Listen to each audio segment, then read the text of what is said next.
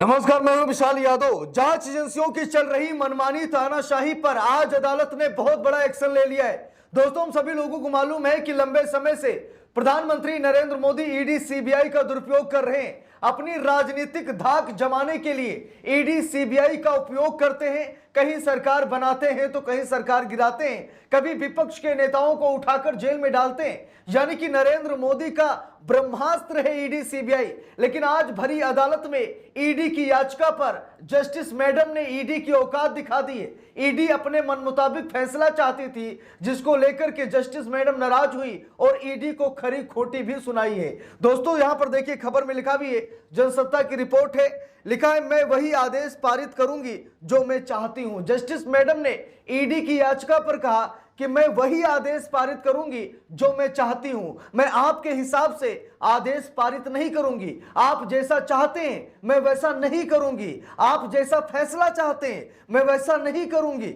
यानी कि ईडी अदालत में पेश हुई है और ईडी को जमकर फटकार जस्टिस मैडम ने लगाई है। यहां पर देखिए, लिखा भी है, मैं वही आदेश पारित करूंगी जो मैं चाहती हूं। ईडी की याचिका पर दिल्ली हाई कोर्ट सख्त, केजरीवाल सिसोदिया को जारी किया नोटिस। तो यहां पर अरविंद केजरीवाल, मनीष सिसोदिया को नोटिस भी जारी किया गया है और ईडी को जमकर फटकार भी लगाई गई है। मामला बड़ा दिलचस्प है, हम सभी लोगों को जरूर देखना चाहिए। देखिए, लिखा भी है, जस्टिस स्वर्ण कांता शर्मा ने कहा, मुझे आदेश पारित करने से कोई नहीं रोक सकता। कोई मुझे ये नहीं बता सकता कि मुझे क्या आदेश पारित करना है। मैं वही आदेश पारित करूंगी जो मैं चाहती हूं और जो मुझे सही लगता है। बस देखिए कि आप न्यायाधीश पर कितना दबाव डालते हैं। अब यहां पर जस्टिस मैडम ने सच में इतिहास रच दिया है।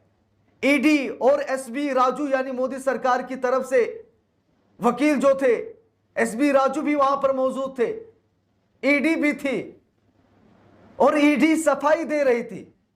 ईडी अपने मन मुताबिक फैसला चाह रही थी, लेकिन जस्टिस मैडम ने ईडी को उसकी औकात दिखाई। यहां पर देखिए, लिखा भी है, दिल्ली हाई कोर्ट में आबकारी नीति मामले में अरविंद केजरीवाल, मनीष सिसोदिया और अन्य आरोपियों को आरोप मुक्त करते समय ट्रायल कोर्ट द्वारा ईडी के खिलाफ की गई प्रतिकूल टिप्पणियों को हटाने की मांग वाली ईडी की याचिका पर सुनवाई हुई। इस मामले की सुनवाई जस्टिस स्वर्ण कांता शर्मा की बेंच ने की। कोर्ट ने इस मामले में दिल्ली के पूर्व मुख्यमंत्री अरविंद केजरीवाल, पूर्व डिप्टी सीएम मनीष सिसोदिया समेत सभी आरोपियों को नोटिस जारी किया है। दोस्तों, बात यह है कि हम सभी लोगों को मालूम है कि दिल्ली की राउज एवेन्यू कोर्ट ने अरविंद केजरीवाल को जमानत बरी कर दिया, बाइज्जत बरी कर दिया। मनीष सिसोदिया को बाइज्जत बरी कर दिया और ईडी को जमकर फटकार भी लगाई थी।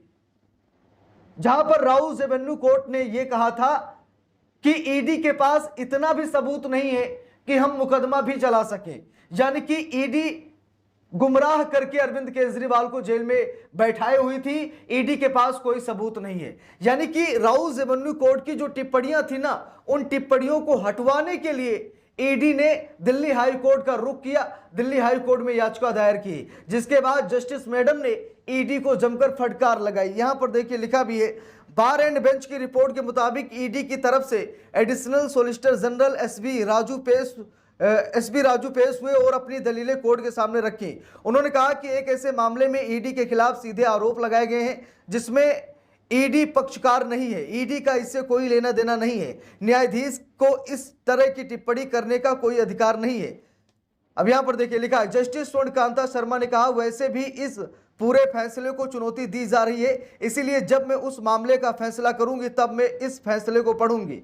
मैं चाहती हूं कि इस मामले में नोटिस जारी करूं और दूसरे ट्रायल मामले कोर्ट के आदेश को सीबीआई द्वारा चुनौती के साथ ही रखूं। एसजी राजू ने कोर्ट से अनुरोध किया कि आगे की किसी भी कार्रवाई में इन टिप्पणियों का सहारा न लिया जाए। जब विपक्षी पक्ष के वकीलों ने किसी भी अंतरिम आदेश का विरोध किया तो जस्टिस शर्मा ने कहा कि उन्होंने अभी तक कोई आदेश पारित नहीं किया है। मुझे आदेश पारित करने से कोई नहीं रोक सकता। जस्टिस स्वर्ण कांता, तो जस्टिस मैडम ने कहा कि मुझे आदेश पारित करने से कोई भी नहीं रोक सकता है। देखिए, लिखा है, जस्टिस ने कहा, मुझे आदेश पारित करने से कोई नहीं रोक सकता। कोई मुझे ये नहीं बता सकता कि मुझे क्या आदेश पारित करना है। मैं वही आदेश पारित करूंगी जो मैं चाहती हूं और जो मुझे सही लगता है। बस देखिए कि आप न्यायाधीश पर कितना दबाव डालते हैं। इस मामले की अगली सुनवाई 19 मार्च को होगी।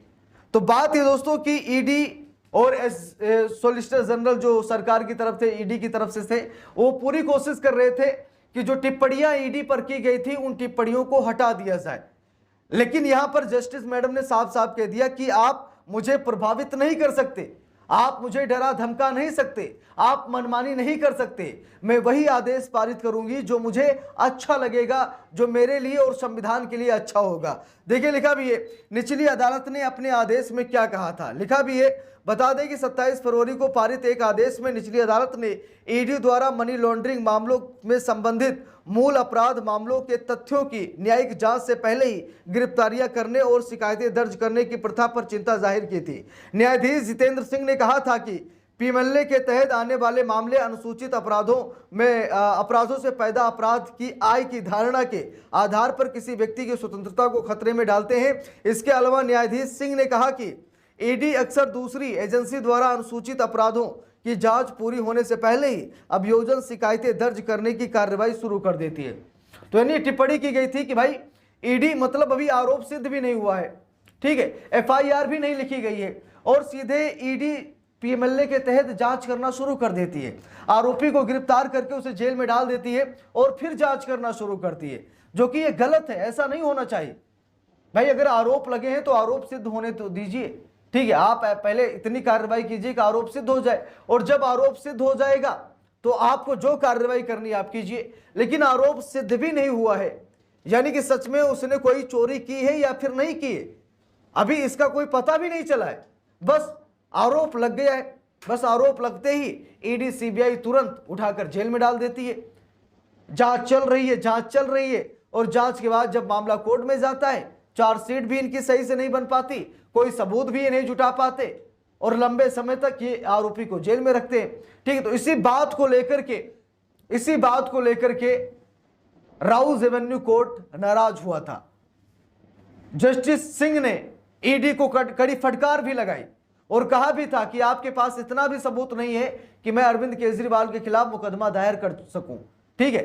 तो बात यह है कि ईडी भाई किसी के आदेश पर काम कर रही है, हम सभी लोगों को मालूम है, और जब ईडी अपने विवेक का इस्तेमाल नहीं करेगी, किसी दूसरे के कहने से काम करेगी, तो भाई काम सही नहीं होगा, ये हम सभी लोगों को मालूम है। तो ईडी को भी समझना चाहिए कि भाई अपने विवेक का इस्तेमाल करें, अपने बुद्धि का इस्तेमाल करें, ठीक है, अपनी पावर का मिसयूज ना करें। लेकिन आज वही हो रहा है, ईडी सीबीआई को मोदी जी आदेश देते हैं और जैसा आदेश देते हैं ईडी सीबीआई वैसा ही करती है। इसी बात को लेकर के राउज एवेन्यू कोर्ट ने फटकार लगाई थी और जो टिप्पणियां की गई थी राउज एवेन्यू कोर्ट की तरफ से, उन्हीं टिप्पणियों को हटाने के लिए सुप्रीम कोर्ट भी, माफी चाहूंगा, दिल्ली हाई कोर्ट भी पहुंच गए, जहां पर दिल्ली हाई कोर्ट ने जमकर फटकार लगाई। अब अगले मामले की सुनवाई जो तारीख दी गई है 19 मार्च, अब देखते हैं 19 मार्च को क्या होता है। बाकी आप सभी लोगों की क्या राय है कमेंट करके जरूर बताइएगा। वीडियो को लाइक शेयर, अगर चैनल पर नए हैं सब्सक्राइब करके सपोर्ट कीजिएगा। मिलते हैं दूसरी वीडियो में, तब तक के लिए बहुत बहुत धन्यवाद।